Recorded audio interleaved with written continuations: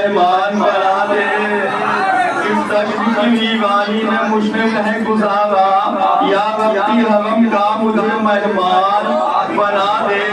जी भवता नहीं मौला मेरा 30 दिनों में, जी भवता नहीं मौला मेरा 30 दिनों में, बाकी के महीनों को भी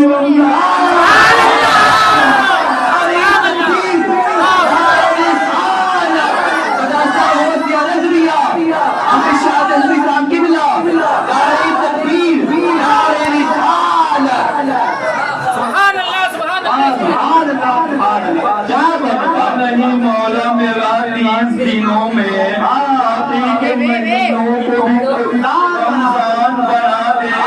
आयात मेरी जिक्र के किरदास पे लिख दे, आयात मेरी जिक्र के किरदास पे लिख दे। दिल को मेरे कुरान का जुज़दान बना दे। क्या करें, क्या बात है, माशाअल्लाह। बस शेर आखिर जिस शेर के लिए मैंने पूरा कलाम लिखा था, इसी शेर के लिए मैंने पूरा कलाम लिखा था। बस यही है आखिरी शेर है।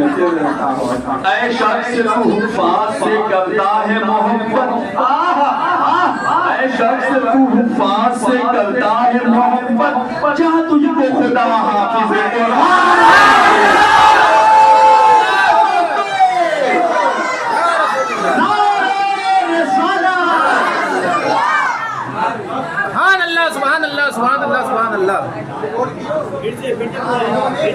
शख्स हुफ़ाज़ से करता है मोहब्बत, जा तुझको खुदा हाफ़िज़ कुरान बना दे, जा तुझको खुदा।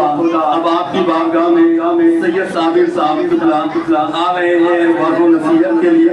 उससे कबल एक बात मैं आपसे ये कर दूं कि अगर इमाम नमाज पढ़ा रहा हो, चाहे तरावी हो, चाहे फर्ज हो, अगर आप लुक़मा दे रहे हैं और इमाम ने लुक़मा न दिया, तो ऐसी सूरत में इमाम ने आपका लुक़मा न लिया, तो ऐसी सूरत में आपकी नमाज फासिद हो जाएगी।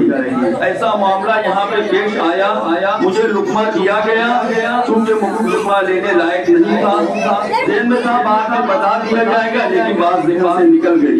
तो इस हवाले से मैं सैयद साहब से गुजारिश करूँगा बिल्कुल वज़ाहत के साथ बयान कर दें। अलावा इसमें सैयद साहब ये भी बयान कर दें कि जो वित्र की नमाज, फर्ज की नमाज छूट जाती है रमजान में, वो वित्र की नमाज तन्हा पढ़े, दूसरा भी सैयद साहब जो बता देता कि सब लोग आगाह हो जाए।